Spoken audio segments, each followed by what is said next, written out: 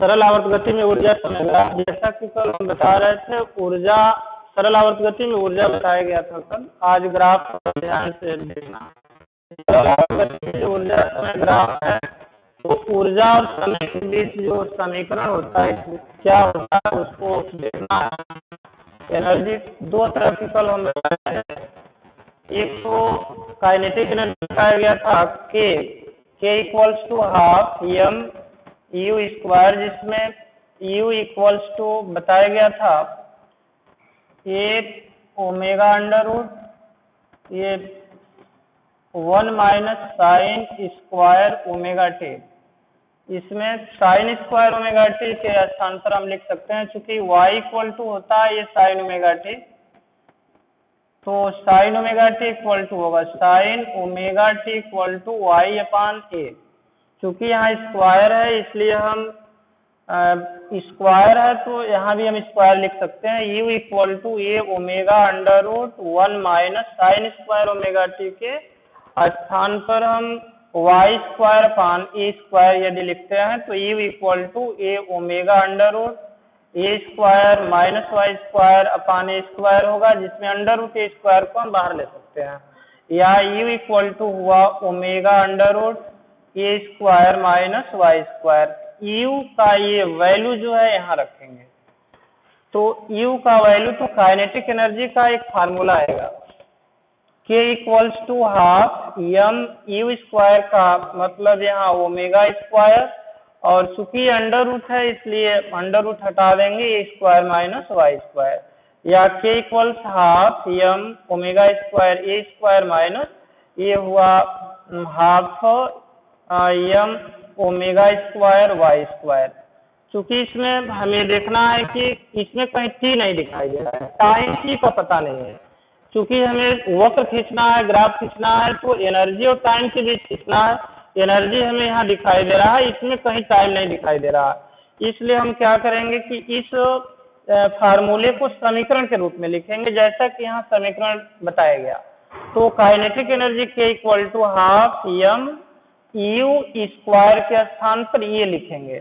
तो चूंकि यहाँ स्क्वायर है इसलिए इसका भी हम स्क्वायर करते हैं, तो a square omega square into ये अंडर रूट है, स्क्वायर करेंगे अंडर रूट हटेगा 1 minus sine square omega t. अब इसका इसमें मल्टीप्लाई करेंगे, K equal to half M A square omega square 1 का इसमें मल्टीप्लाई माइनस इसका जब इसमें करेंगे तो ये होगा half M A square omega square sine square omega t. अब इसमें टी दिखाई दे रहा है, टी के स्थान पर हम जैसा कि कल बता रहे थे टी की जगह पर 0 से प्रारंभ करके लिखते चले जाएंगे, t/4 t/2 इस तरह से करते चले जाएंगे, तो ये काइनेटिक एनर्जी का हमें कुछ न कुछ मान आता रहेगा। तो इसके अनुसार या एक समीकरण और हम कल बता रहे थे उस पर भी आएगा ये u equal to a omega, और ये जो होता है सर्वसमिका होता है, जैसे साइन स्क्वायर, चूंकि ये sine square omega t plus cos square जो ओमेगा टी इक्वल्स टू 1 होता है, तो ये कास स्क्वायर टी की वैल्यू देखेंगे तो इसको इधर लाएंगे तो ये हो जाएगा cos square omega t equal to 1 minus ये हो जाएगा साइन स्क्वायर ओमेगा टी। तो कास ओमेगा टी, तो कास ओमेगा टी चूंकि यहाँ अंडर रूट है तो अंडर रूट यहाँ करेंगे तो ये हो जाएगा cos omega t equals under root 1 minus sine square omega t. तो इसके स्थान पर हम कास ओमेगा टी भी लिख सकते हैं। तो कास ओमेगा टी जब लिखेंगे तो एक चीज और आ जाएगा, के इक्वल टू हाफ एम कास के पदों में आएगा वो, तो कास के पदों में चूंकि स्क्वायर है यहाँ तो हम कास स्क्वायर ओमेगा टी भी लिख सकते हैं। हाफ एम यू के जगह पर हम लिख सकते हैं यहाँ ए ओमेगा, और कास ओमेगा टी का स्क्वायर ए लिख सकते हैं, इसका पूरा ए स्क्वायर होगा, क्योंकि सिंपल हार्मोनिक मोशन वेग का जो समीकरण हम बताए थे u इक्वल टू होता है ए ओमेगा कास ओमेगा टी। तो यहाँ इसका भी स्क्वायर इसका भी स्क्वायर तो ए स्क्वायर हो जाएगा, लेकिन इसमें हमें केवल टी से ही मतलब है और काइनेटिक एनर्जी के से मतलब है। तो हम ये दिखाना चाहेंगे कि टाइम टी और काइनेटिक एनर्जी के, तो ये जो समीकरण बता रहा है, ये टाइम टी पर ही काइनेटिक एनर्जी निर्भर करेगी। पोटेंशियल एनर्जी भी हम बताए थे, स्थितिज ऊर्जा भी। तो हम तीनों ऊर्जाओं का समय के बीच ग्राफ एक ही साथ खींचेंगे।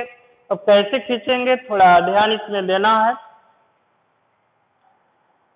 काइनेटिक एनर्जी के का जो समीकरण है, पोटेंशियल एनर्जी का भी समीकरण हम बताए थे, टोटल एनर्जी का भी बताया गया था। तो इसमें तीनों जो ऊर्जा है, एनर्जी है, उसका समय के बीच ग्राफ देखना। ये काइनेटिक एनर्जी गतिज ऊर्जा के, काइनेटिक एनर्जी गतिज ऊर्जा K equals to half m u square, चूंकि अभी हम बता रहे थे कि u equal to a omega cos omega t, तो स्क्वायर है यहाँ kinetic energy K equal to half m u square का मतलब ए स्क्वायर ओमेगा स्क्वायर, और ये हुआ काश स्क्वायर ओमेगा टी।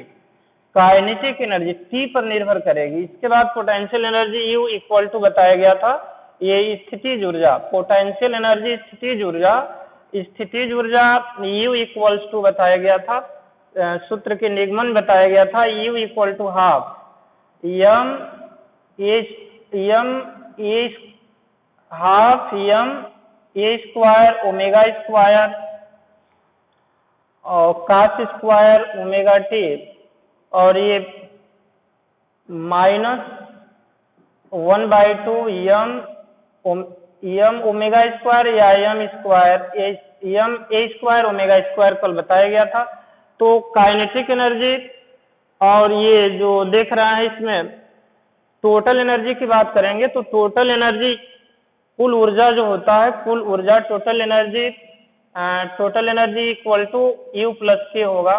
तो यू प्लस के का मतलब यू का वैल्यू रखेंगे, के का भी वैल्यू रखेंगे, टोटल एनर्जी आ जाएगा। इन तीनों ऊर्जाओं के बीच जब ग्राफ खींचेंगे टाइम के अनुसार, तो ध्यान देंगे, क्योंकि ऊर्जा संरक्षण भी बताता है कि ऊर्जा संरक्षण जो होता है, ऊर्जा संरक्षण में ये टोटल एनर्जी तो कांस्टेंट रहेगी, लेकिन इसका रूपांतरण होता रहेगा काइनेटिक एनर्जी पोटेंशियल एनर्जी में, फिर पोटेंशियल एनर्जी ये काइनेटिक एनर्जी में रूपांतरण होता रहेगा। तो इस समीकरण के अनुसार देखेंगे वक्र, तो टाइम से काइनेटिक एनर्जी के और पोटेंशियल एनर्जी यू, और ये हुआ टोटल एनर्जी। तीनों एनर्जी का एक साथ जब हम देखेंगे तो इसमें थोड़ा सा ध्यान देना होगा। t इक्वल टू 0 से प्रारंभ करके t इक्वल टू t/4, फिर उसके बाद t/2, और उसके बाद फिर इसमें 3t/4, और ये हो जाएगा t पूरा, टोटल टाइम होगा पूरा 1 आवर्तकाल।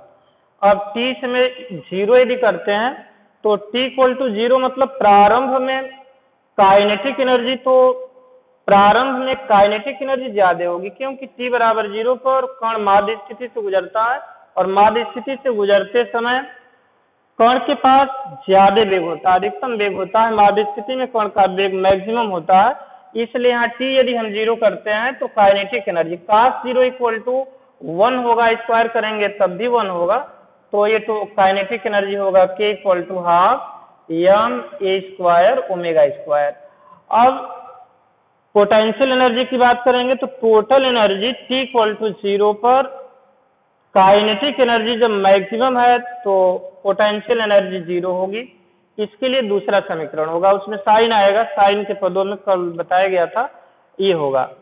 और टोटल एनर्जी की बात करें तो यू प्लस के होगा, मतलब ये half M A square omega square 0 पर। अब t/4 यहाँ लिखेंगे, क्योंकि ओमेगा जो होता है कोणीय वेग है, 2π/T इंटू स्मॉल टी के जगह पर ये इसको हटाएंगे, t/4 लिखेंगे, t से t कैंसिल और इससे कैंसिल होकर π/2 अर्थात 90 डिग्री।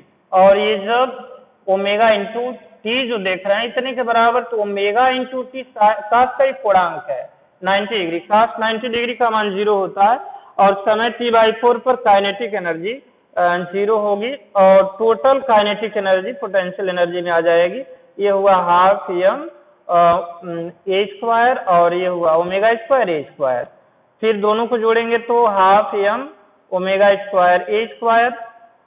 अब t/2 करेंगे तो यहाँ t/2 पर ये t के जगह पर t/2 लिखेंगे, t से t कैंसिल और 2 से 2 भी कैंसिल हो जाएगा, और ये पाई cos पाई रेडियन मतलब 180 अंश का मान -1, क्योंकि ये स्क्वायर है इसलिए -1 हो जाएगा +1, और पुनः काइनेटिक एनर्जी अपने अधिकतम मान पर half m omega square a square. और इस क्षण ये पोटेंशियल जो एनर्जी होगी, क्योंकि टोटल एनर्जी तो ये half m omega square a square है, तो जिस क्षण काइनेटिक एनर्जी अपने मैक्सिमम मान पर उस क्षण ये पोटेंशियल एनर्जी 0 होगी, और टोटल एनर्जी तो वही रहेगी half m omega square a square. अब इसके बाद इस पर जब देखेंगे तो ये कास आएगा 270, कास 270 में 0 होगा, और ये total kinetic energy potential energy में तो half m omega square a square, और पुनः टोटल एनर्जी U प्लस के half m omega square a square. फिर इस तरह से हम देखते हैं कि काइनेटिक एनर्जी पोटेंशियल एनर्जी में, फिर पोटेंशियल एनर्जी काइनेटिक एनर्जी में रूपांतरित होती रहती है। टाइम t पर देखेंगे तो t से t तो ये कैंसिल होगा, t से t omega t equal to जो कास का गुणांक है 2 पाई रेडियन मतलब 360, और कास 360 का मान +1 होगा, इसलिए यहाँ लिखेंगे half m omega square a square. और जब काइनेटिक एनर्जी मैक्सिमम मान पर है तो पोटेंशियल एनर्जी उस क्षण 0 होगी। फिर टोटल एनर्जी देख रहे हैं हाफ m ए स्क्वायर ओमेगा स्क्वायर या half m omega square a square. इसमें अब देखते हैं तीनों के बीच ग्राफ क्या होगा। तो ग्राफ खींचने के लिए जो अक्ष होता है, एक अक्ष पर हम दिखाएंगे टाइम समय t, और दूसरा जो अक्ष है जिसे y अक्ष कह रहे हैं, ऊपर चूंकि ये देख रहे हैं कि एनर्जी का मान कभी नेगेटिव नहीं हुआ, स्क्वायर होने के कारण ये टाइम के विभिन्न मानों पर एनर्जी सब पॉजिटिव है, इसलिए ये y अक्ष पर ऊपर ही सब ग्राफ मिलेंगे। तो हम x अक्ष पर समय लेंगे, पैमाने के अनुसार लेंगे, 0 से 1 सेमी आगे तो उसका कुछ मान ले लेंगे, जैसे t/4 1 semi equal to t/4 second. फिर अगले 2 सेंटीमीटर पर ये t/2 सेकेंड, फिर 3t/4 सेकेंड, और पुनः 1 सेंटीमीटर और आगे तो पूरा 1 आवर्त पूरा होगा। पूरा करने में टाइम जो लग रहा है वो आवर्त का होगा। अब इसमें देख रहे हैं कि टाइम 0 है, तो टाइम 0 है तो काइनेटिक एनर्जी अपने मैक्सिमम मान पर है, तो ये plus half m omega square a square, क्योंकि इसमें कोई माइनस नहीं, इसकी माइनस की बात नहीं करेंगे। और काइनेटिक एनर्जी को t/4 पर काइनेटिक एनर्जी का मान 0।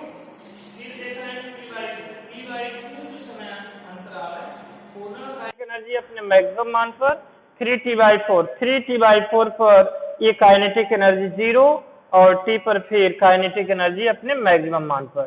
इन बिंदुओं को जब मिलाता हुआ वक्र खींचेंगे तो यह वक्र बताएगा केटी वक्र, मतलब काइनेटिक और टाइम कर्व बताएगा, वक्र को बताएगा। इसके बाद हम देख रहे हैं कि u और t के बीच वक्र खींचेंगे, तो ये तो केटी वक्र हुआ, काइनेटिक और टाइम वक्र हुआ। अब इसमें देख रहे हैं कि ये 0, टाइम 0 तो पोटेंशियल एनर्जी भी 0, टाइम t/4 तो पोटेंशियल एनर्जी अपने मैक्सिमम मान पर। जिस क्षण काइनेटिक एनर्जी मैक्सिमम उस क्षण पोटेंशियल एनर्जी 0। फिर यहाँ देख रहे हैं कि काइनेटिक एनर्जी 0, इसलिए पोटेंशियल एनर्जी U का वैल्यू मैक्सिमम, और यहाँ t पर काइनेटिक एनर्जी मैक्सिमम, तो ये हुआ पोटेंशियल एनर्जी 0।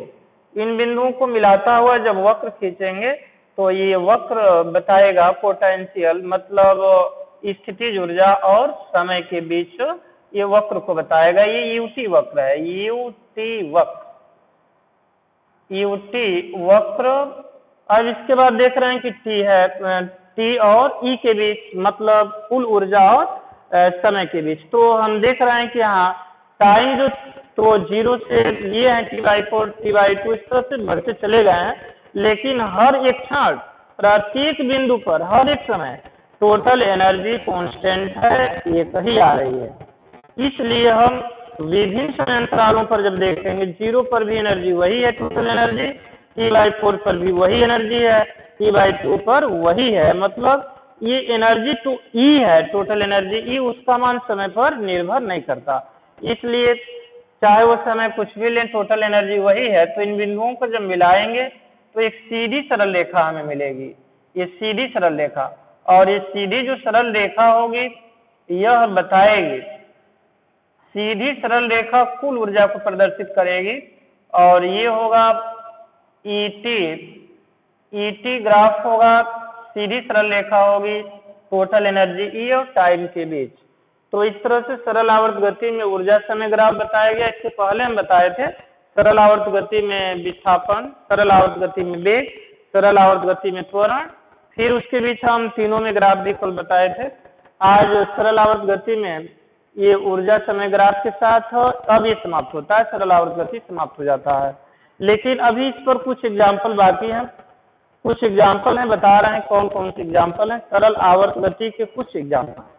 तो कुछ एग्जाम्पल में पहला हम लेंगे, एक स्प्रिंग लेंगे, स्प्रिंग को क्षैतिज रखकर एक यम द्रव्यमान का पिंड बांधकर और गति कराएंगे तो सीधी सरल रेखा पर पिंड गति करेगा, मतलब नगण्य द्रव्यमान की क्षैतिज स्प्रिंगों से बंधे पिंड की गति वह भी सरल आवर्त होगी।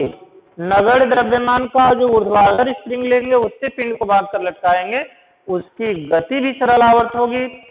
उसके बाद हम एक सरल लोलक लेंगे, सिंपल पेंडुलम लेंगे, सिंपल पेंडुलम की गति भी सरल आवर्त होगी। फिर उसके बाद हम सेकंड लोलक लेंगे, सेकंड लोलक की भी गति सरल आवर्त दिखाएंगे और उसका आवर्त काल कितना होता है एग्जाम्पल में सब में आवर्त काल सिद्ध करेंगे।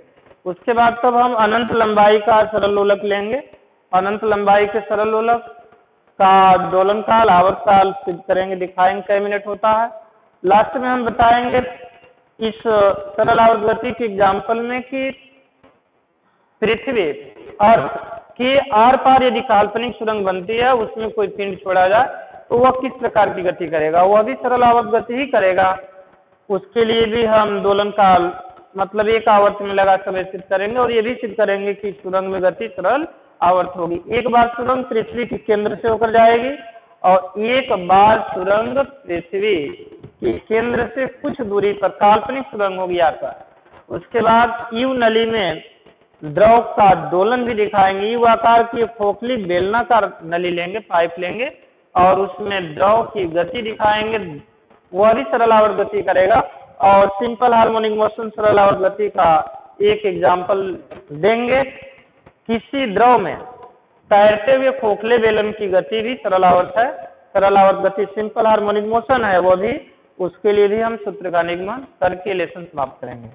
तो इसमें अब इसके बाद देखना होगा कुछ एग्जाम्पल, सरल आवर्त गति के कुछ एग्जाम्पल, कुछ उदाहरण, सरल आवर्त गति के कुछ उदाहरण देखना,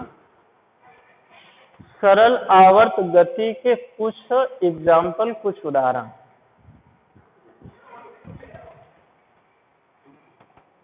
सिंपल हार्मोनिक मोशन सरल आवर्त गति के कुछ उदाहरण में ये पहला नंबर है, पहले नंबर पर ध्यान देना, ये नंबर 1 पहले नंबर पर नगण्य द्रव्यमान की क्षैतिज, नगण्य द्रव्यमान, नगण्य द्रव्यमान की क्षैतिज, नगण्य द्रव्यमान की क्षैतिज स्प्रिंग, क्षैतिज स्प्रिंग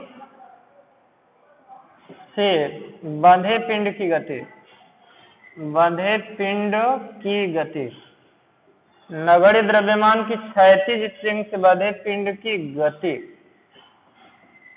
इसमें मान लेंगे, माना कि कोई एक स्प्रिंग है, वो नगण्य द्रव्यमान की एक क्षैतिज तल पर किसी दृढ़ आधार से उस स्प्रिंग की एक सिरे को बांधेंगे और दूसरे सिरे से एक यम द्रव्यमान के पिंड को चित्र के अनुसार ये बांधा गया है, बांध कर छोड़ेंगे तो यह पिंड स्प्रिंग से जो बंधा हुआ है गति नहीं करेगा।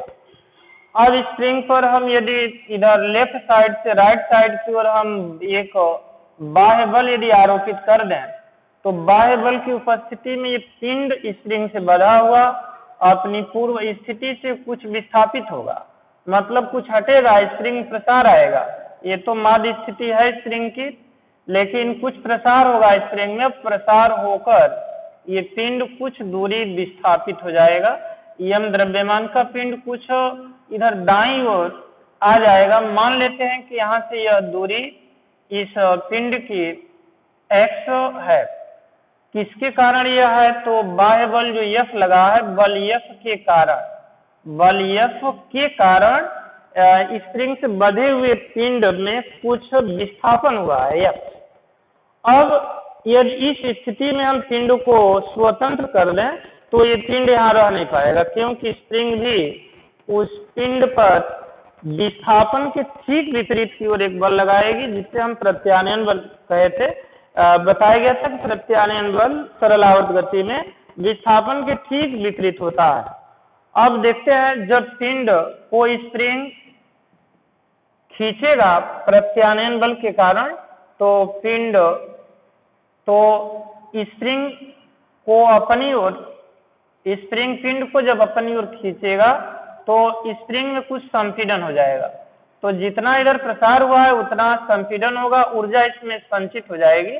और ऊर्जा जब संचित होगी, फिर स्प्रिंग में जो ऊर्जा संचित होगी, फिर वह ऊर्जा इस पिंड को बाईं ओर से दाईं ओर धकेलेगी। फिर ये पिंड इधर आएगा, फिर स्प्रिंग अपनी ओर खींचेगी। इस तरह से यम द्रव्यमान की पिंड की गति जो स्प्रिंग से बंधा हुआ है, एक सीधी सरल रेखा पर ये पिंड अपनी गति को बारंबार दोहराता रहेगा, तो इसकी गति होगी सरल आवर्त गति।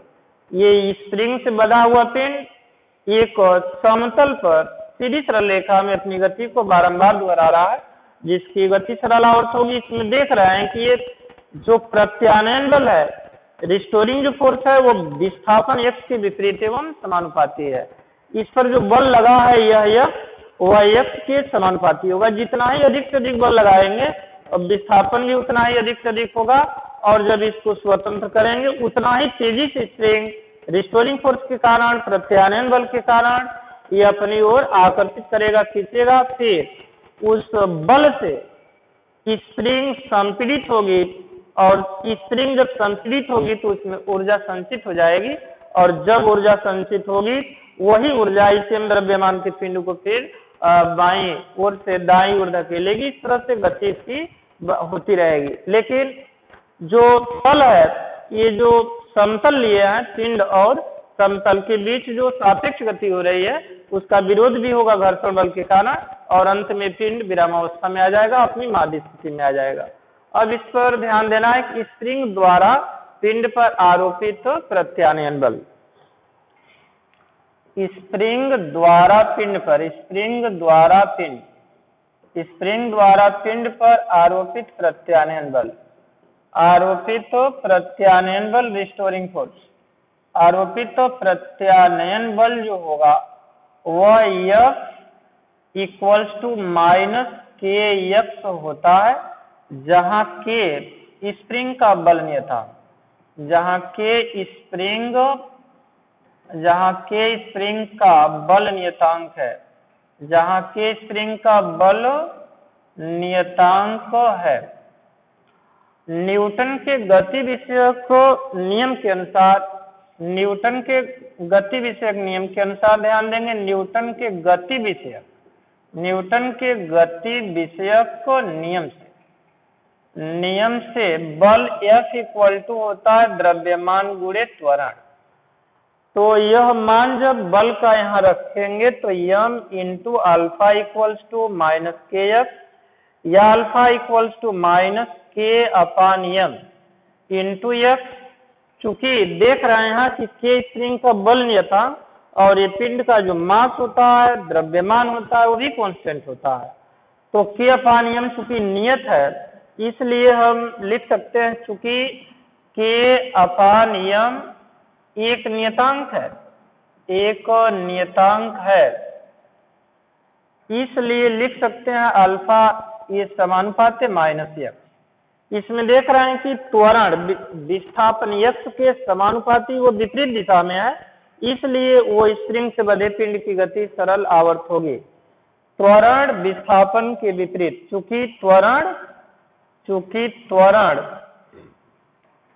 विस्थापन के विपरीत, चूंकि त्वरण विस्थापन के विपरीत, चूंकि त्वरण विस्थापन के विपरीत वह समानुपाती है, इसलिए पिंड की गति सरल आवर्त होगी। पिंड की गति सरल आवर्त होगी, जिसमें दोलन काल होगा पिंड का होगी, अतः पिंड का दोलन काल t इक्वल टू होता है 2 पाई अंडर रूट विस्थापन बटे त्वरण। व्यापक फार्मूला है विस्थापन बटे त्वरण। अब इसमें देखना है कि विस्थापन क्या है, तो विस्थापन तो x है और त्वरण है अल्फा। चूंकि alpha equal to -k/m into x, तो विस्थापन x बटे त्वरण, तो k/m को इधर लाएंगे तो या ये हो जाएगा x/अल्फा। x है विस्थापन अपान अल्फा त्वरण। यह इक्वल टू हुआ k/m को इधर लाएंगे तो यह होगा m/k, या t इक्वल्स टू हुआ 2 पाई अंडर रूट विस्थापन बटे त्वरण की जगह पर m/k लिखेंगे, जहां t उस पिंड का आवर्त काल दोलन काल, m उसका द्रव्यमान और k है स्प्रिंग का बल नियतांक। इसके बाद अभी देखेंगे, अभी तो एक स्प्रिंग से पिंड को बांधा गया है, अभी हम 2 स्प्रिंगों से पिंड को बांधकर गति कराएंगे। अभी तो नगण्य द्रव्यमान की एक क्षैतिज स्प्रिंग से पिंड बंधा है। इसके बाद देखेंगे 2 स्प्रिंगों से बंधे पिंड की गति में सूत्र का निगमन देखेंगे। अभी हम बता रहे हैं, इसमें मान लेंगे माना कि K1 K2 बल नियतांकों वाली 2 स्प्रिंगें होंगी, जिनका बल नियतांक जो माना गया है K1 K2, तो उन दोनों स्प्रिंगों से m द्रव्यमान के पिंड को हम कई तरह से बांधेंगे। कितने तरह से बांधते हैं, गति कराते हैं, उसको अभी हम बता रहे हैं।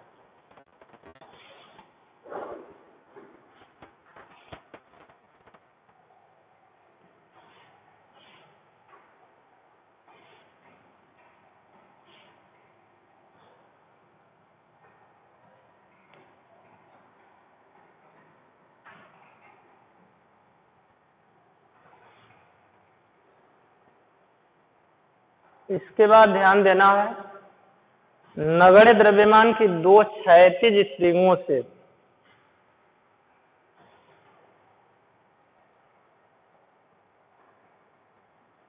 इसके बाद ध्यान देना है नगण्य द्रव्यमान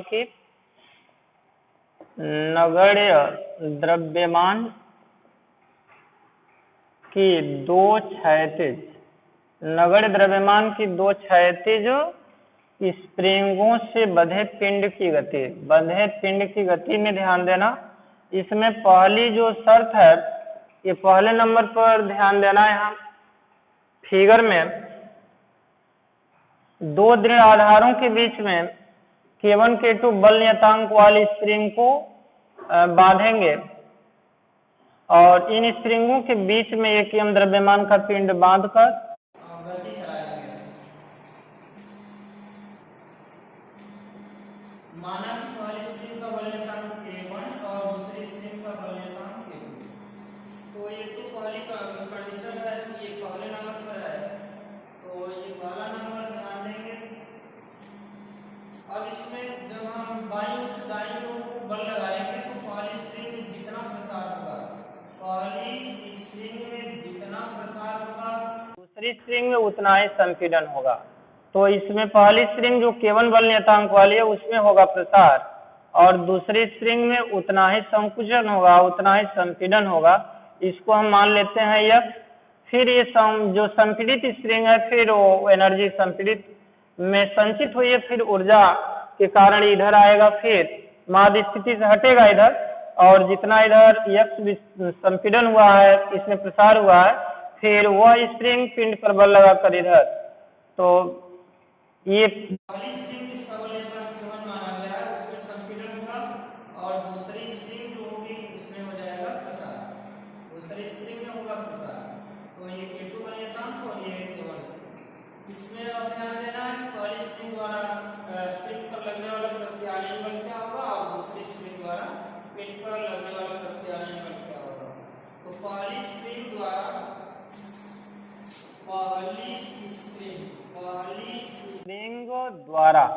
पहली स्प्रिंग द्वारा पिंड पर आरोपित प्रत्यानयन बल, आरोपित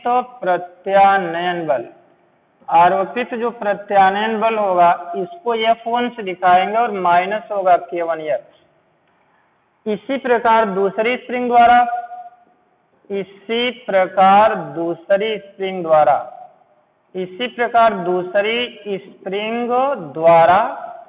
पिंड पर आरोपित प्रत्यानयन बल, दूसरी स्प्रिंग द्वारा पिंड पर आरोपित प्रत्यानयन बल।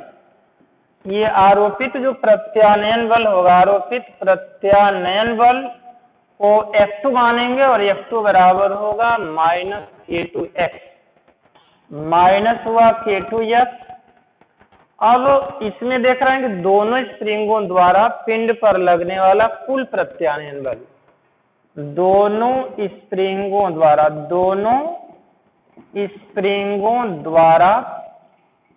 पिंड पर आरोपित कुल प्रत्यानयन बल और ये कुल प्रत्यानयन जो बल होगा वह F होगा equal to F1 plus F2। तो F1 F2 में हम देख रहा है कुछ कॉमन दिखाई दे रहा है, तो माइनस K1 प्लस K2 हम कर लेंगे इंटू F। अब इसमें देख रहे हैं K1 प्लस जो K2 है उसको स्प्रिंगों का प्रभावी बल नियतांक के भी मान सकते हैं। K1 plus K2 equal to K स्प्रिंगों का प्रभावी बल नियतांक, स्प्रिंगों का ये प्रभावी बल नियतांक होगा, स्प्रिंगों का प्रभावी बल नियतांक। या हम F इक्वल टू लिख सकते हैं माइनस KF, जहाँ K के जगह पर आवश्यकता पड़ेगी तो हम K1 प्लस K2 भी लिख सकते हैं। अब चूंकि न्यूटन का गति विषयक नियम कहता है कि बल बराबर होता है द्रव्यमान गुणित त्वरण, चूंकि F इक्वल टू होता है m इंटू अल्फा, इसलिए m into alpha equal to minus KF या alpha equal to minus K upon ये है m इंटू F। तो चूंकि K अपान m तो कांस्टेंट है, इसलिए त्वरण अल्फा विस्थापन F के विपरीत व समानुपाती होगा। चूंकि अल्फा समानुपाती माइनस F, इसलिए पिंड की गति सरल आवर्त होगी, क्योंकि ये आवश्यक शर्त है कि त्वरण जो होता है विस्थापन के विपरीत वह समानुपाती होगा तो गति सरल आवर्त होगी। तो चूंकि अल्फा समानुपाती यहाँ F है, इसलिए पिंड की गति सरल आवर्त होगी। अब इसमें देखा जाए अतः दोलन काल क्या होगा, आवर्त काल क्या होगा। अतः पिंड का आवर्त काल टाइम पीरियड आवर्त काल होगा T equal to 2 pi under root ये विस्थापन बटे त्वरण। अब इसमें देखना है कि विस्थापन बटे त्वरण क्या होगा। तो विस्थापन F है, त्वरण है अल्फा, तो F तो अपनी जगह पर रहेगा, इसी को उधर लाते हैं तो विस्थापन बटे त्वरण होगा, K अपान M उधर जाएगा तो M अपान K हो जाएगा। या T इक्वल टू हुआ 2 पाई अंडर रूट विस्थापन बटे त्वरण की जगह पर ये हुआ M अपान K, लेकिन K की जगह पर मान होगा K1 प्लस K2। या T इक्वल टू हुआ 2 पाई अंडर रूट M अपान होगा K1 प्लस K2। ये हुआ दो स्प्रिंगों से बंधे पिंड की गति इस चित्र के अनुसार। अभी इन दोनों स्प्रिंगों से दूसरी तरह से इस m द्रव्यमान के पिंड को बांधकर दोलन कराएंगे और उसमें देखेंगे क्या होता है, फार्मूला क्या आता है, हमें ये देखना है। तो इसके बाद अब देखना ये दूसरे तरह से हम इसी m द्रव्यमान के पिंड को इन दोनों स्प्रिंगों के द्वारा दूसरे तरफ से बांधेंगे। अभी तो देख रहे थे कि दोनों स्प्रिंगों के ठीक के बीच में है। अब ये क्या करेंगे कि एक स्प्रिंग का दूसरा सिरा दूसरे के पहले से बांधेंगे और दूसरे के दूसरे सिरे को इस m द्रव्यमान के पिंड को बांधकर और बाईं से दाईं ओर को बल लगाएंगे, देखा जाए क्या होता है। तो अब ये दूसरी स्थिति है, ये दूसरा होगा नगण्य द्रव्यमान की दो क्षैतिज स्प्रिंगों से, ये दूसरा है बी। तो इस तरह से यदि हम देखते हैं, एक स्प्रिंग है जिसका बल नियतांक K1 माना गया था, ये माना गया था K1 बल नियतांक वाली स्प्रिंग, और उसके बाद दूसरी स्प्रिंग है जिसका बल नियतांक K2, और इस जो दूसरी स्प्रिंग है उसके दूसरे सिरे से यम द्रव्यमान के पिंड को बांधा गया है। कहने का मतलब पहली स्प्रिंग का दूसरा सिरा दूसरे के पहले से है, इसका मतलब कि दोनों स्प्रिंगें श्रेणीबद्ध है, श्रेणी क्रम में। तो श्रेणी क्रम में अब दो स्प्रिंगों को जोड़कर और अंतिम स्प्रिंग के दूसरे सिरे से यम द्रव्यमान के पिंड को बांधे हैं। अब इस पर जब बल लगाएंगे तो दोनों स्प्रिंगों में प्रसार होगा, लेकिन दोनों स्प्रिंगों में प्रसार होगा अलग अलग, क्योंकि इनका बल नियतांक दोनों में ये अलग अलग है। तो दोनों स्प्रिंगों का जब बल नियतांक अलग अलग है, इसलिए प्रसार भी दोनों में होगा अलग अलग। तो इसमें जो प्रसार होगा पहली स्प्रिंग में, तो उस प्रसार को हम मान लेंगे कि यह x1 होगा, और ये जो दूसरी स्प्रिंग है, तो दूसरी स्प्रिंग में जो प्रसार होगा उसको हम मान लेंगे कि यह प्रसार होगा x2। तो दोनों स्प्रिंगों में जो प्रसार हो रहा है उसको जब x1 x2 मानेंगे तो कुल प्रसार, टोटल जो प्रसार यहाँ से हुआ है, पिंड जो विस्थापित हुआ है ये तो है इसका x1 और इसका x2 माना गया, तो x इक्वल टू टोटल होगा x1 प्लस x2। तो इसमें माना गया है कि K1 K2 बल नियतांक वाली दो स्प्रिंग श्रेणी क्रम में जोड़कर और दूसरी स्प्रिंग के दूसरे सिरे से यम द्रव्यमान की पिंड को बांधा गया। जब क्षैतिज दिशा में बल लगाया गया, मतलब बाईं ओर से दाईं ओर एक क्षैतिज दिशा में बल लगाया गया F, तो पहली स्प्रिंग में प्रसार हो गया x1 का, दूसरी स्प्रिंग में प्रसार हो गया x2 का। इन दोनों लंबाइयों में जो वृद्धि है स्प्रिंगों की, वह पिंड का जो टोटल विस्थापन हुआ है, कुल विस्थापन उसके बराबर होगा, इसलिए x बराबर लिखा गया x1 प्लस x2। जब बल लगाकर छोड़ेंगे तो फिर ये दोनों स्प्रिंगें पिंड को अपनी ओर खींचेंगी और फिर ये दोनों स्प्रिंगें संपीड़ित होंगी, फिर ऊर्जा संचित होगी, फिर वो पिंड उधर जाएगा। इस तरह से सीधी सरल रेखा में इसकी गति होती रहेगी, जो सरल आवर्त गति होगी। तो पहली स्प्रिंग द्वारा पिंड पर आरोपित जो प्रत्यानयन बल होगा F1 बराबर तो -K1, लेकिन यहाँ x1 हो जाएगा, तो इसमें हम x1 बराबर लिख सकते हैं। यहाँ x1 का मान देखना चाहेंगे तो ये माइनस हो जाएगा F1 अपान ही होगा K1। इसी प्रकार दूसरी स्प्रिंग द्वारा आरोपित प्रत्यानयन बल पिंड पर F2 equal to K2 into x2, या यहाँ होगा x2 equal to minus x2 equal to minus F2 upon ये हुआ K2। अब चूंकि स्प्रिंगें दोनों किस क्रम में जोड़ी गई हैं, श्रेणी क्रम में जोड़ी गई हैं, तो अभी हम बता रहे हैं क्या होगा। अब ध्यान देना, दोनों स्प्रिंगों की लंबाइयों में कुल वृद्धि कितनी होगी, कुल प्रसार कितना होगा। तो इसमें दोनों स्प्रिंगों की लंबाइयों में कुल वृद्धि, दोनों स्प्रिंगों की लंबाइयों में, दोनों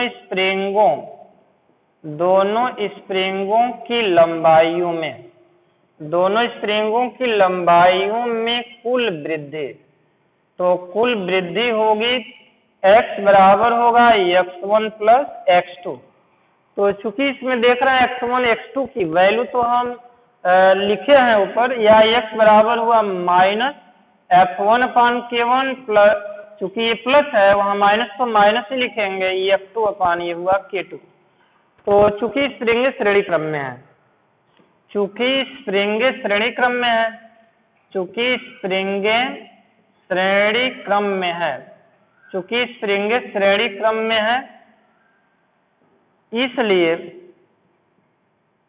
इसलिए F1 बराबर F2, ये बराबर होगा F। अब क्या करेंगे, जहाँ F1 है वहाँ F2, जहाँ F2 है वहाँ हम F लिख सकते हैं।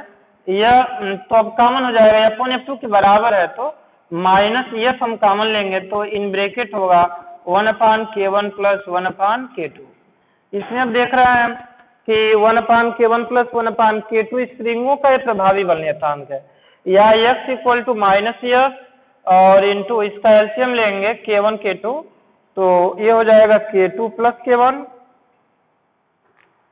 या F बराबर F इक्वल टू लिखना चाहें तो या F इक्वल टू होगा यह F equal to minus K1 K2 upon K1 plus K2 और इंटू ये हुआ F। अब इसमें देख रहे हैं कि F का मान देखने के लिए K1 K2 को इधर लाए हैं, तो K1 K2 upon K1 plus K2, चूंकि न्यूटन का गति विषयक नियम कहता है कि बल बराबर होता है द्रव्यमान गुणे त्वरण m इंटू अल्फा। अब ये इक्वल टू हुआ माइनस K इंटू F, जहाँ K इक्वल टू है K equal to K1 K2 upon K1 plus K2 स्प्रिंगों का प्रभावी बल है, स्प्रिंगों का प्रभावी बल है, स्प्रिंगों का प्रभावी बल ये नियतांक। और इसमें देखो त्वरण जो है अल्फा इक्वल टू लिखना चाहे तो माइनस K अपान m होगा और इंटू ये हुआ x, तो K अपान m के कांस्टेंट बने पर अल्फा, क्योंकि अल्फा ये समानुपात है माइनस F, इसलिए पिंड की गति यहाँ भी सरल आवर्त होगी, इसलिए पिंड की गति सरल आवर्त होगी, पिंड की गति सरल आवर्त होगी। तो सरल आवर्त होगी तो इसमें ये पिंड का आवर्त काल दोलन काल क्या होगा, तो पिंड का दोलन काल चाहे आवर्त काल भी कह सकते हैं, पिंड का आवर्त काल T इक्वल टू पिंड का आवर्त काल T इक्वल टू व्यापक फार्मूला है 2 पाई अंडर रूट ये विस्थापन बटे त्वरण है, विस्थापन बटे त्वरण, या T equal to 2 pi under root विस्थापन।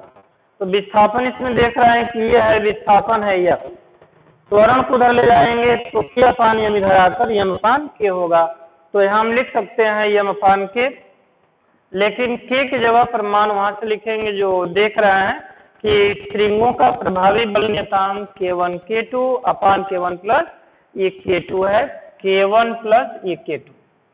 अब इसमें जब मान रखेंगे तो ये T इक्वल्स टू हुआ 2 पाई अंडर रूट m, अपान है K, तो अपान K है इसलिए K1 प्लस K2 को ऊपर लिख दिया जाए, तो K1 प्लस K2 तो हो गया ऊपर, अपान होगा K1 K2, या इसको हम इस रूप में भी लिख सकते हैं T equal to 2 pi under root m in bracket. अब एक K1 का भी अपान होगा तो 1 अपान एक K2 प्लस हुआ 1 अपान K1।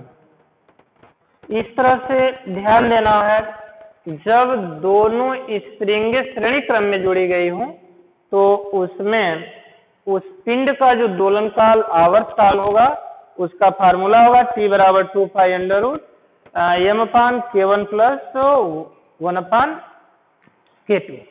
अब इसमें देख रहे हैं कि दो तरह से तो जोड़ा गया, दो सूत्र फार्मूला 2 आया। अब इसके बाद स्प्रिंग से इस पिंड को क्षैतिज दिशा में नहीं बल्कि ऊर्ध्व दिशा में, जैसे स्प्रिंग का एक सिरा ऊपर दृढ़ आधार से बांधेंगे और दूसरे सिरे को नीचे लटकाकर उस सिरे से m द्रव्यमान की पिंड को बांध देंगे, तो यहाँ क्षैतिज स्प्रिंग की बात नहीं करेंगे, ऊर्ध्वाधर स्प्रिंगों से लटके पिंड की बात हम करेंगे।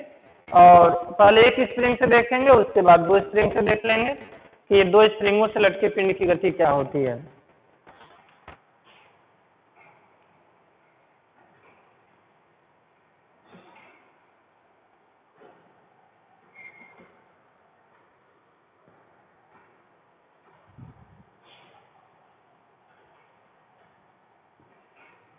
कितना टाइम हुआ?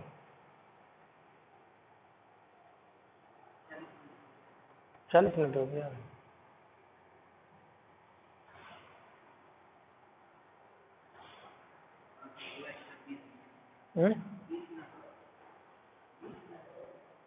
बीच में अच्छा, तो 20 मिनट में एक और कर दे रहा है।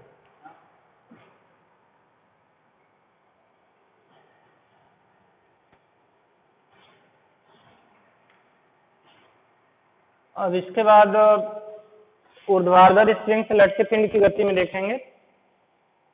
ऊर्ध्वाधर स्प्रिंग, ऊर्ध्वाधर स्प्रिंग से लटके पिंड की गति, ऊर्ध्वाधर स्प्रिंग से लटके पिंड की गति, ऊर्ध्वाधर स्प्रिंग से लटके पिंड की गति में ध्यान देना है। तो इसमें अब क्या करेंगे कि स्प्रिंग के एक सिरे को दृढ़ आधार से बांधेंगे और दूसरे सिरे से यम द्रव्यमान के पिंड को बांधकर लटका देंगे। तो यम द्रव्यमान के पिंड को बांधकर लटकाएंगे। इस स्थिति में पिंड तो ये जो यम द्रव्यमान का पिंड है अपने भार के कारण, इस पिंड का भार होगा mg के कारण कुछ लंबाई बढ़ेगी। तो भार के कारण जो लंबाई बढ़ेगी उसको हम L से मान लेंगे कि स्प्रिंग की लंबाई में भार mg के कारण स्प्रिंग की लंबाई में कुछ वृद्धि हो गया, और ये वृद्धि है यहाँ से हम मान लेते हैं ये वृद्धि यल है, स्मॉल यल है। और ये प्रत्यानयन बल जो होगा स्प्रिंग द्वारा आरोपित वह F ऊपर की ओर होगा और पिंड का भार तो mg नीचे की ओर रहेगा ही। अब इसमें कंडीशन ये है, लेकिन इस स्थिति में आकर ये पिंड सरल आवर्त गति नहीं करेगा। स्प्रिंग की लंबाई तो बढ़ जाएगी, इसी तरह से संतुलन सम स्थिति में पड़ा रहेगा जब तक इस पर कोई बाह्य बल न लगाया जाए। थोड़ा सा हम बल लगाकर यदि नीचे की ओर खींच दें, मतलब इस पर यदि F डैश बल आरोपित कर दिया जाए तो यह स्प्रिंग में थोड़ा सा प्रसार और हो जाएगा। जो लंबाई भार के कारण बढ़ी थी अब लंबाई बढ़कर हो जाएगी यल से कुछ बढ़ जाएगी, उसको हम y मानेंगे। और यहाँ से अब टोटल ये लंबाई जो होगी, अब यहाँ से तो ये लंबाई हो जाएगी y, और पहले यल था तो ये पूरा टोटल हो गया यल प्लस y। अब भी पिंड का भार mg नीचे की ओर होगा और इसका ये प्रत्यानयन बल होगा F, ये ऊपर की ओर होगा। अब इसमें देखना है पिंड पर लगने वाला जो प्रत्यानयन बल होगा, ध्यान देंगे पिंड पर आरोपित स्प्रिंग द्वारा पिंड पर आरोपित प्रत्यानयन बल, स्प्रिंग द्वारा पिंड पर आरोपित प्रत्यानयन बल, रिस्टोरिंग फोर्स। और ये प्रत्यानयन जो बल होगा वह F बराबर हुआ माइनस F इक्वल टू हुआ माइनस लंबाई में यहाँ वृद्धि हुई है, चूंकि ये ऊर्ध्व है, वर्टिकल है, इसलिए यहाँ L लिखेंगे और स्प्रिंग का बल नियतांक भी K लिखेंगे। तो F equal to minus KL। चूंकि अभी हम बता रहे थे कि लंबाई में जो ये वृद्धि हुई है वह भार के कारण हुआ है, तो स्प्रिंग द्वारा पिंड पर आरोपित प्रत्यानयन जो बल होगा वह F की जगह पर mg equal to minus KL, या यहाँ लिखा जा सकता है mg के स्थान पर तो हम KL लिख लेंगे, या mg plus KL equal to 0 भी हो जाएगा, या यहाँ से यम अपान जो K लिखेंगे तो L अपान G भी लिख सकते हैं, या यह यम अपान कहीं K आया तो यह L अपान G भी लिखा जा सकता है। अब इसमें देखना है जो दूसरी स्थिति है, इसमें पिंड पर थोड़ा सा बल लगाया गया है नीचे की ओर, तो प्रत्यानयन जो बल है, प्रत्यानयन बल यहाँ L प्लस y, कहने का मतलब अब पिंड को थोड़ा सा नीचे खींचकर छोड़ दिया जाए, थोड़ा सा नीचे खींचकर छोड़ दिया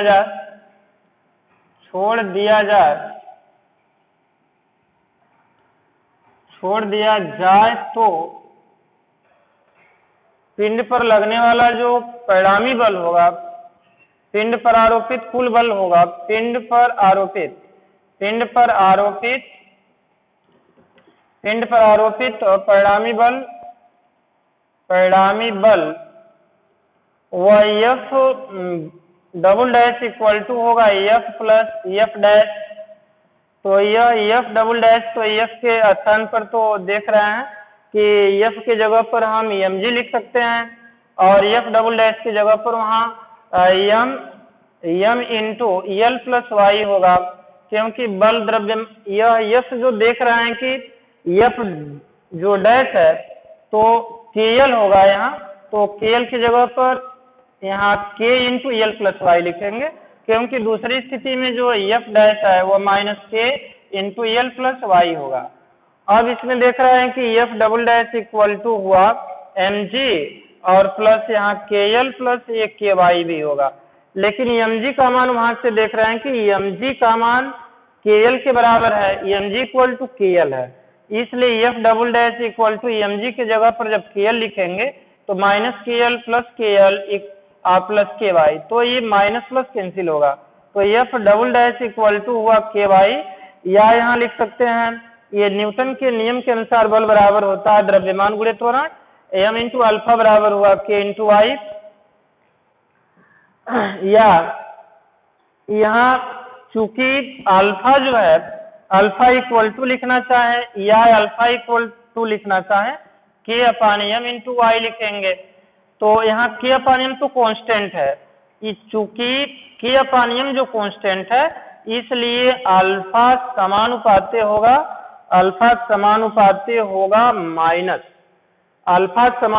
होगा माइनस, यहाँ चिन्ह जो देख रहे हैं माइनस होगा, यहाँ माइनस यहाँ लिखेंगे, यहाँ भी माइनस होगा, ये प्लस mg माइनस KL की जगह पर माइनस KY है, ये कैंसिल होगा, तो कैंसिल होगा माइनस KL माइनस KY होगा, तो यहाँ भी तो माइनस K लिखेंगे और ये तो प्लस ही रहेगा, KL से KL कैंसिल होगा, माइनस KL, ये माइनस KY बचेगा, माइनस चिन्ह यहाँ रहेगा, यहाँ भी माइनस चिन्ह रहेगा, क्योंकि जो बल होता है या त्वरण होता है विस्थापन के विपरीत व समानुपाती होता है अल्फा, चूंकि अल्फा समानुपाती माइनस ये हुआ वाई, इसलिए पिंड की गति सरल आवर्त होगी, पिंड की गति सरल आवर्त होगी, जिसमें इसका दोलन काल होगा, आवर्त काल होगा, अतः पिंड का आवर्त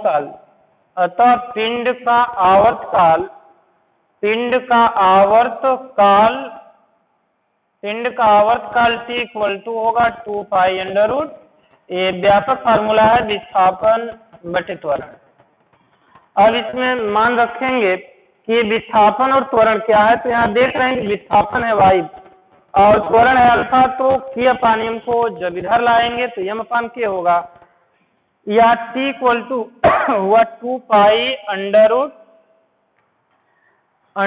होगा m अपान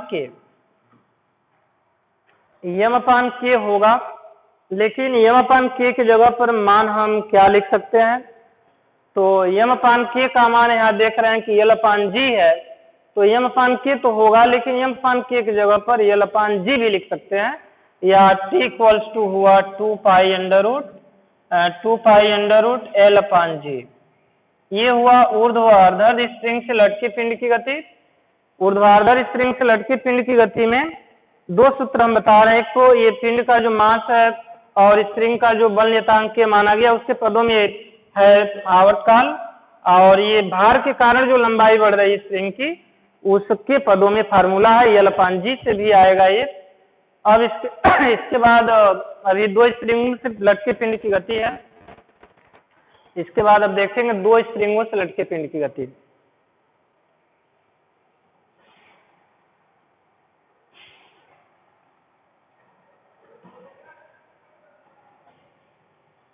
दो ऊर्ध्वाधर स्प्रिंगों से लटके पिंड की गति में इसमें मान लेंगे माना कि K1 K2 बल नियतांक वाली दो स्प्रिंग है, एक बार समांतर क्रम में एक बार श्रेणी क्रम में जोड़कर लटकाएंगे और उसका ये आवर्त दोलन काल क्या आता है इसमें ध्यान देना है।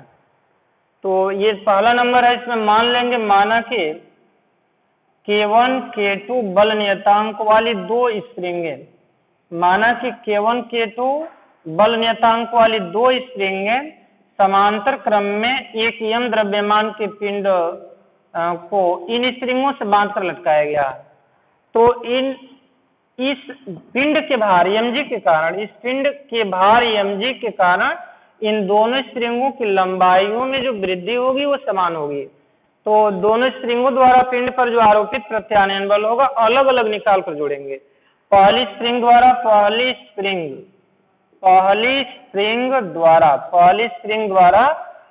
पिंड पर आरोपित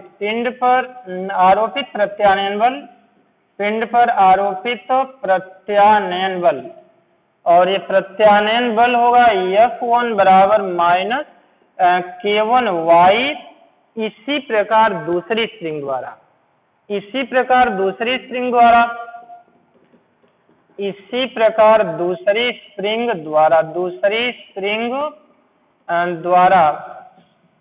पिंड पर आरोपित प्रत्यानयन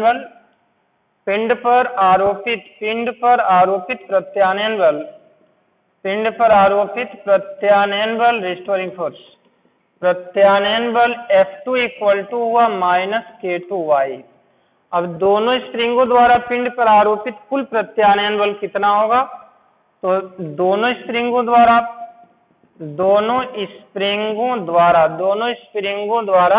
ये पिंड पर आरोपित कुल प्रत्यानयन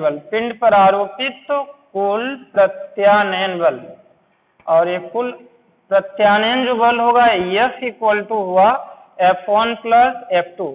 इसमें F1 और F2 में देख रहे हैं कि माइनस y कॉमन लेंगे तो ये माइनस K1y माइनस K2y, या F equal to minus K1 plus K2 into ये हुआ y।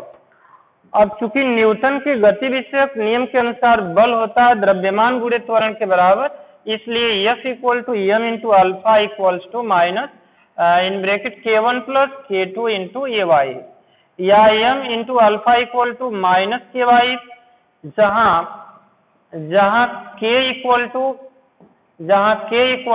K1 प्लस K2 दोनों स्प्रिंगों का प्रभावी बल नियतांक,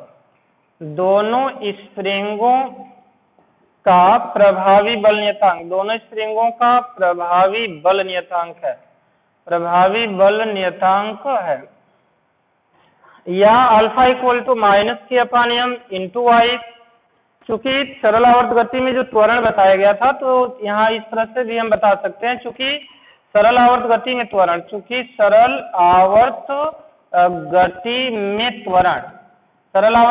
त्वरण alpha equal to minus omega square Y से तुलना जब करेंगे,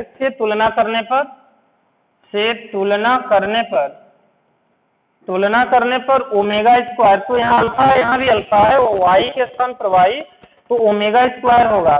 तुलना करने पर omega square equal to K/m, या ओमेगा इक्वल टू √K/m। अब इस गति में ध्यान देना है, यहाँ सरल आवर्त गति में आवर्तकाल क्या होगा? अतः पिंड का आवर्तकाल T बराबर होता है 2 पाई अपान ओमेगा भी होता है। तो यहाँ T इक्वल टू 2 पाई अपान जो ओमेगा है तो उसके जगह पर ये होगा √m/k। चूंकि यहाँ अपान ओमेगा है इसलिए m ऊपर और k नीचे हो जाएगा। अब इसमें k के जगह पर दोनों स्प्रिंगों का प्रभावी बल नियतांक हम लिख सकते हैं। T equal to 2 pi m upon K1 plus K2, 1 upon K1 plus K2, ये हुआ। अभी तो देख रहे थे समांतर क्रम में दोनों स्प्रिंगों को बांधकर एक m द्रव्यमान की पिंड को लटकाया गया, ये पहली स्थिति है। इसके बाद अभी हम श्रेणी क्रम में भी बांधेंगे और उन दोनों स्प्रिंगों के बीच में भी दो तरह से भी और बांधेंगे। तो इसके बाद अब देखना है दो स्प्रिंगों से, ऊर्ध्वाधर स्प्रिंगों से लटकी पिंड की गति में कि वो दूसरी कंडीशन में फार्मूला क्या आता है, सूत्र क्या आता है।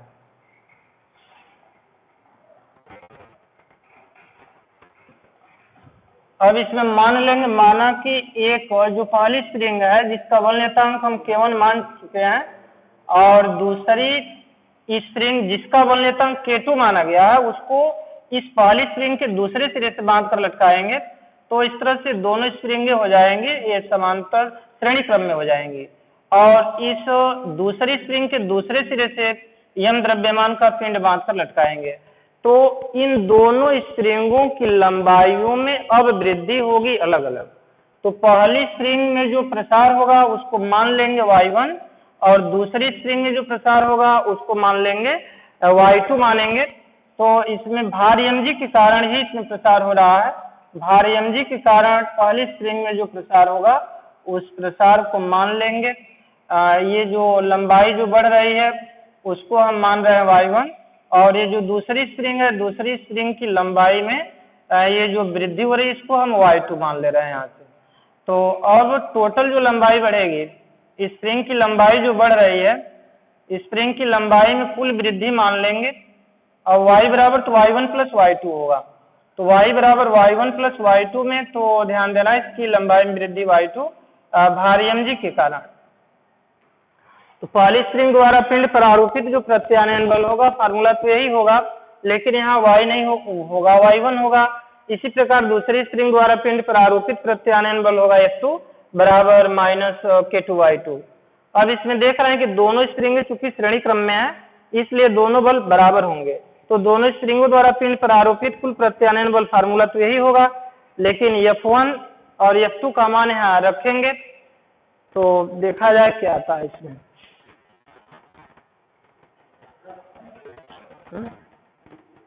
इसको हो जाने दीजिए।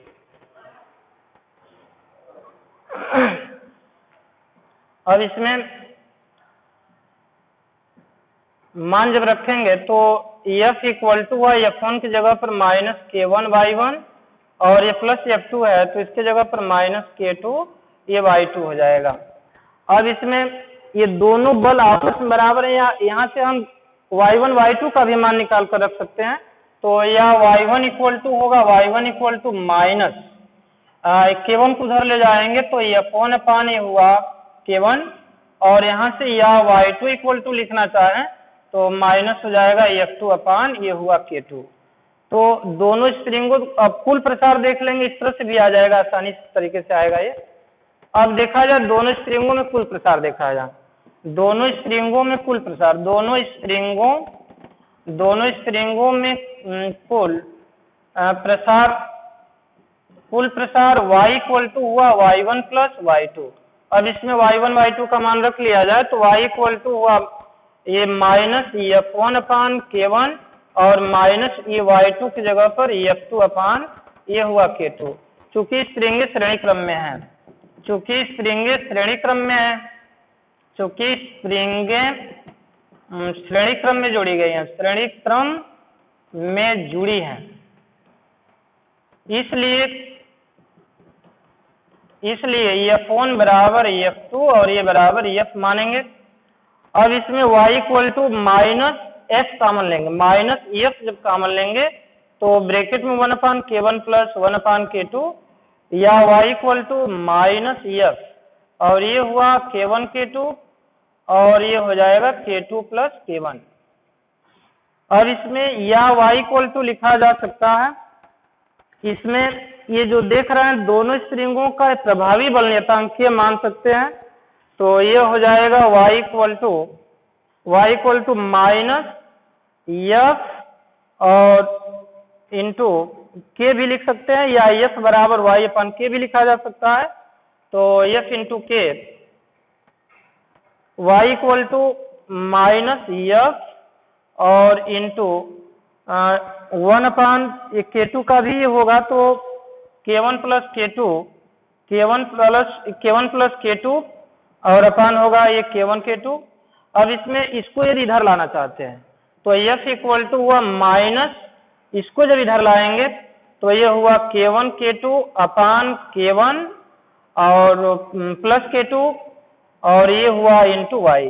तो यहाँ देख रहे हैं कि ये तो कांस्टेंट होगा, दोनों स्प्रिंगों का प्रभावी बल नियतांक है, चूंकि K1 K2 upon K1 plus K2 बराबर K मान लिया जाए स्प्रिंगों का प्रभावी बल नियतांक, स्प्रिंगों का प्रभावी बल नियतांक।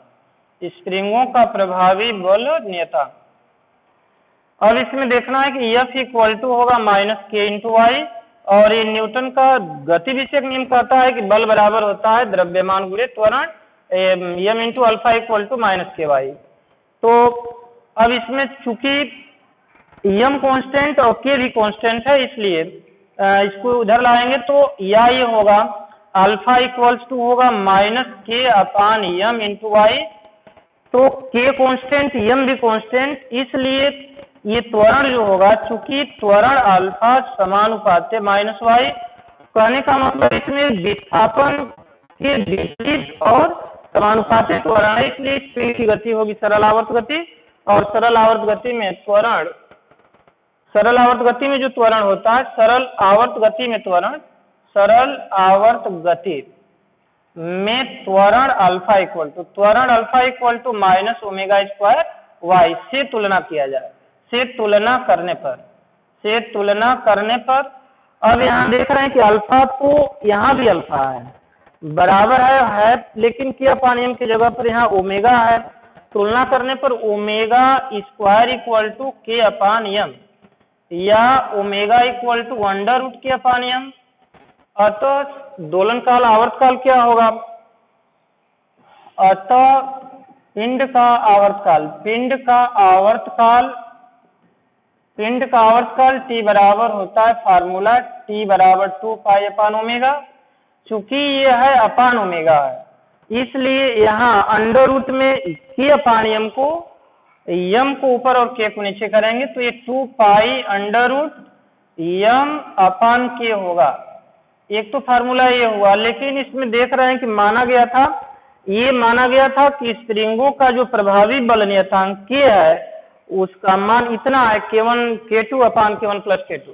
तो t इक्वल टू 2π√m/k। तो m/k में इसका भी व्युत्क्रम होगा, k1 + k2 को ऊपर कर देंगे, k1 + k2 और अपान होगा k1 k2। ये फार्मूला हुआ।